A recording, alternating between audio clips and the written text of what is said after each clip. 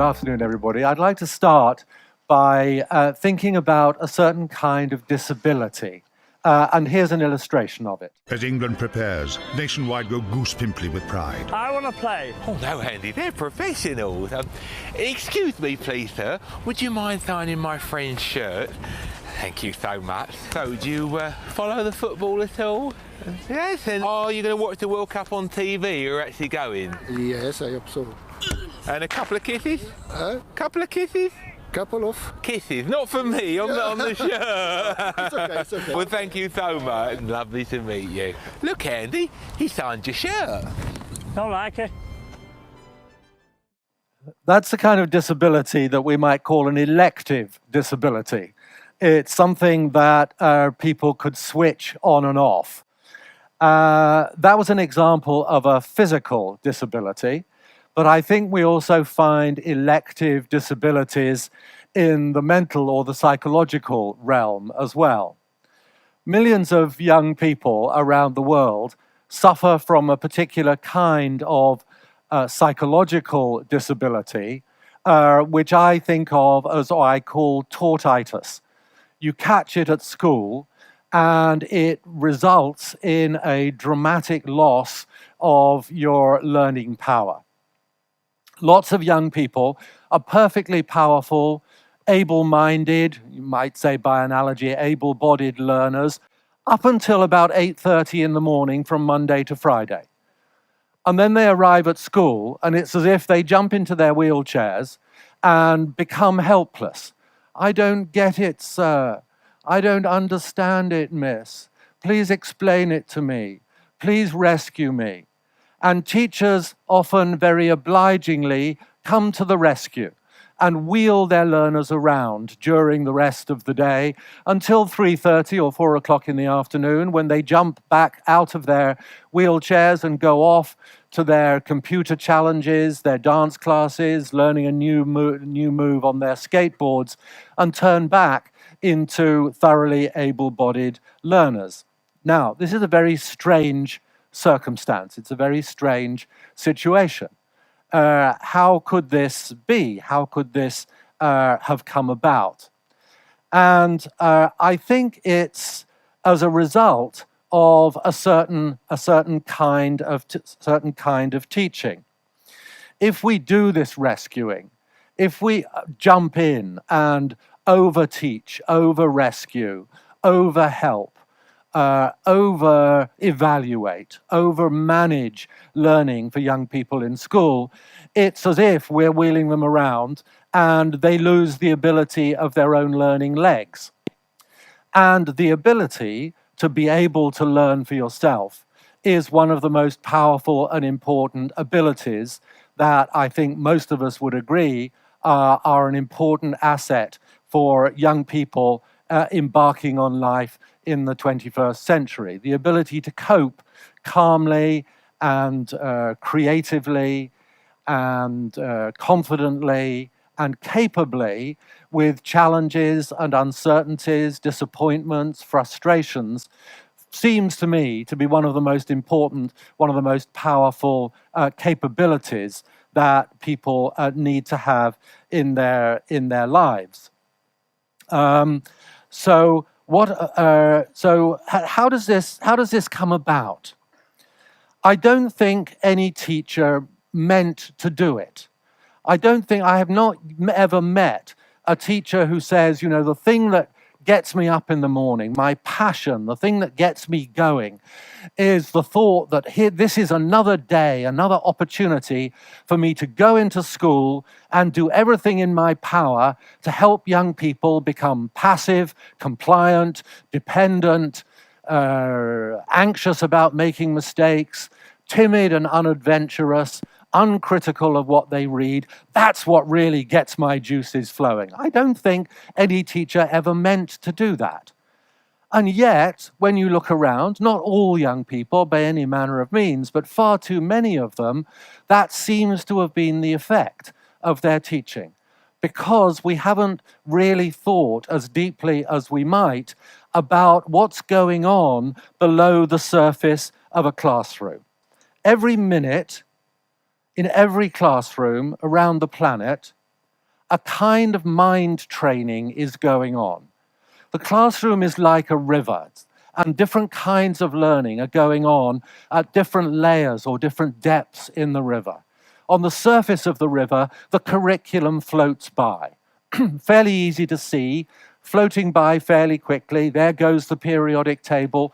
There goes the history of the Second World War. There goes a bit of differential calculus. Easy to see, easy to describe, easy to talk about, relatively easy to assess. Just below the surface of the river, all kinds of skills and literacies that young people need in order to be able to function well and to be able to manipulate, to think about those bodies of knowledge. But lower down in the river, less visible, darker, harder to see, and slower moving, is the gradual formation of these attitudes or dispositions towards learning. Teachers, whether they know it or not, and traditionally many have not been very aware of this, the effect that they've been having, have been steering young people on a trajectory, either in the direction of this passivity and docility and unimaginativeness, or little bit, lesson by lesson, day by day, gradually, not relentlessly, not for all young people, some resist it, but for far too many, steering them away from imagination, adventurousness, resilience, self-reliance, and so on.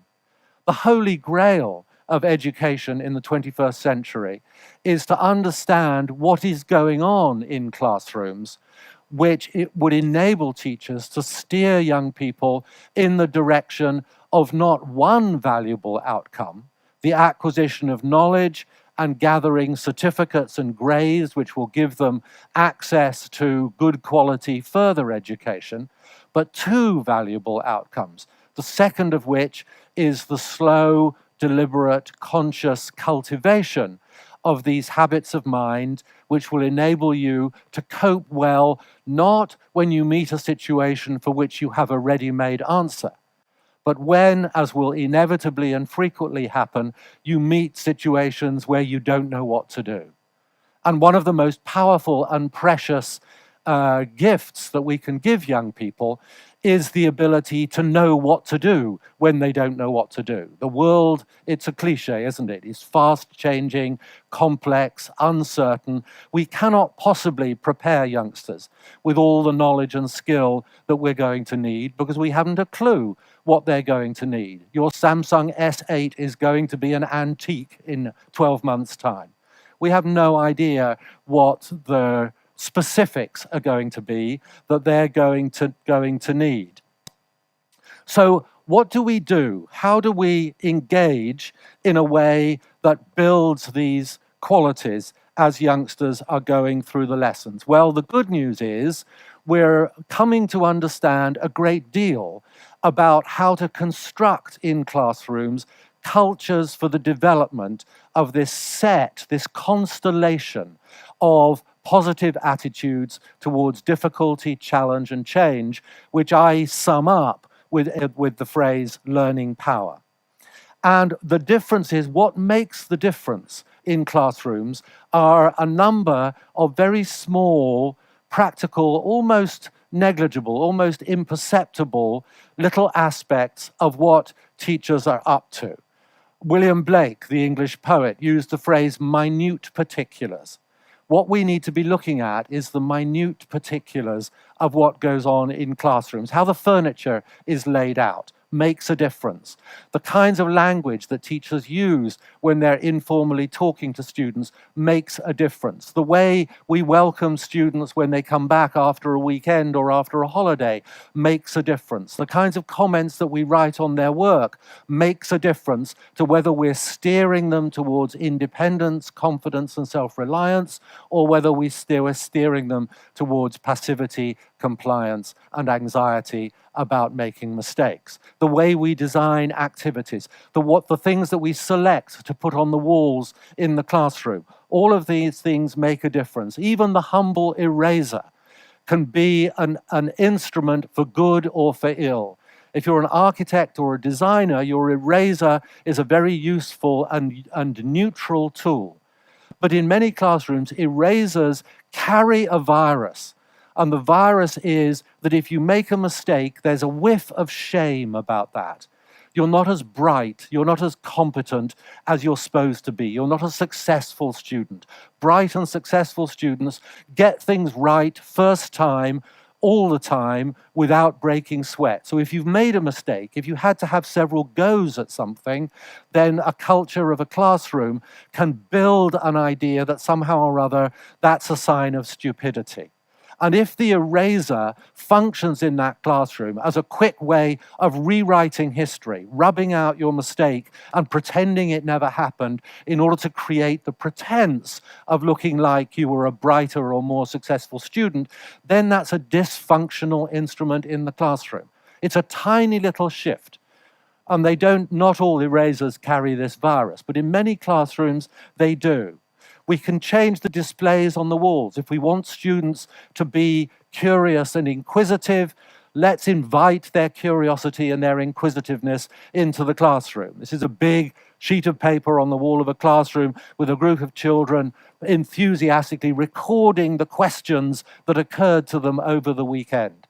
The classroom has a visual representation, a visual celebration of children's curiosity. And this has nothing to do with the neglect of the traditional curriculum.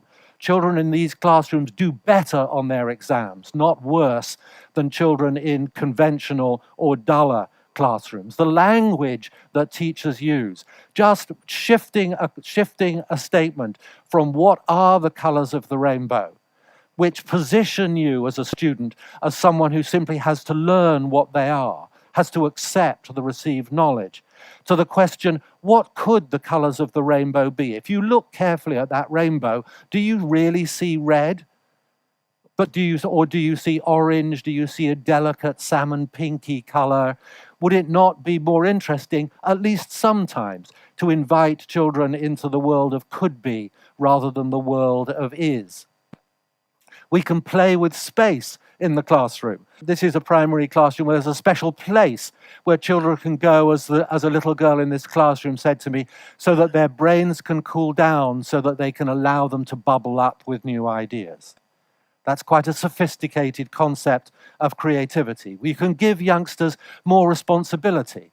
This is a group of students from schools in London called the Harris Student Commission on Learning, who interviewed me a few years ago because they had been tasked by their schools to go out and garner the best knowledge they could find about how to make their schools ever more effective incubators of learning in their schools.